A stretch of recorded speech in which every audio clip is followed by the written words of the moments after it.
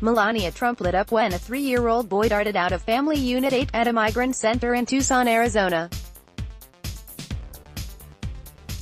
"Hello," said the First Lady, brightening amid the semicircle of 8 cells in a short-term holding center for migrants.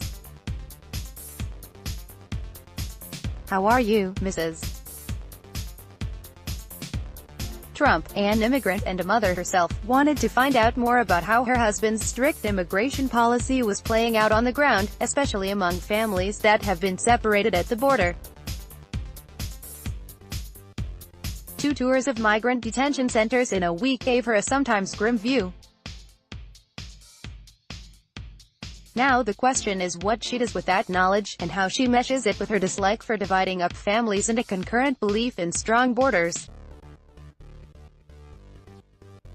Spokeswoman Stephanie Grisham says more border visits or talks with lawmakers are possible, but it's not clear what lessons the First Lady took from her visits and what she'll communicate to her husband.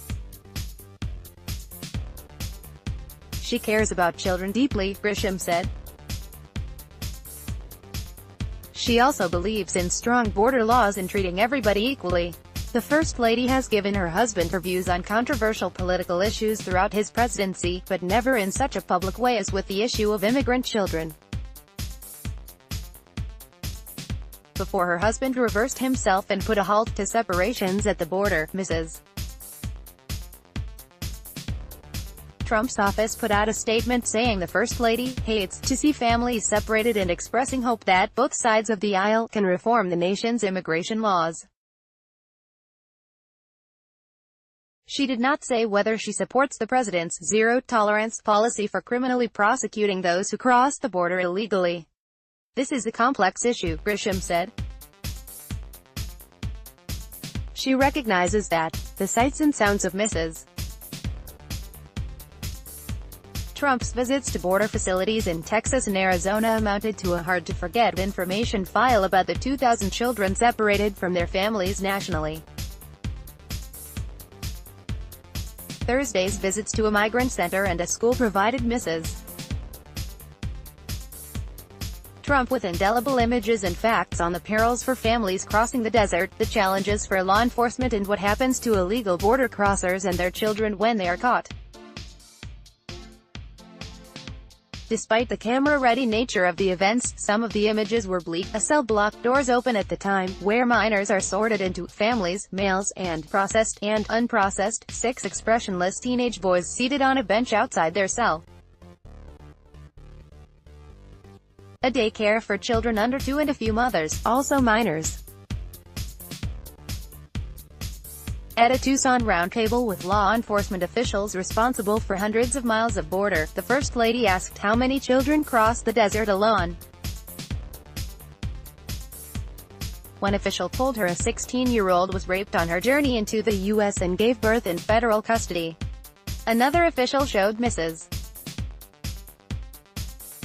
Trump a picture that seemed to take her aback. It appeared to be a photo described as showing a 6-year-old boy who was found crossing the desert alone with a soda bottle and a note saying he was looking for his mother. Reporters later learned that the boy is alive. The First Lady at times deliberately leaves her message unclear. On her first trip to the border, her choice of clothing left everyone scratching their heads, with the inscription on the back of her jacket that read, "I really don't care, do you?" On her second visit, her wardrobe was understated. But Mrs. Trump didn't expound on her view of her husband's immigration policy. That didn't stop critics of the Trump administration from lumping her in with her husband. In Phoenix, as the First Lady's motorcade approached a sprawling Southwest Key migrant facility, protesters lined the sidewalk amid a big inflatable likeness of her husband, dressed in a white robe and holding a hood reminiscent of the Ku Klux Klan. "Melania Trump is guilty, guilty, guilty," the protesters chanted of the First Lady, who is from Slovenia and came to the United States on a special visa during her modeling career. Inside, she stopped at an air-conditioned trailer marked number 4 that held 10 boys and girls around 5 years old. "Do you like it here with some friends, Mrs. Trump asked. "See," said one girl. A few protesters screamed from a nearby balcony that overlooked the compound's playground as Mrs. Trump's retinue shifted buildings. Then came perhaps the most sobering stop to another cooled room containing 9 babies and toddlers, and 4 of their moms.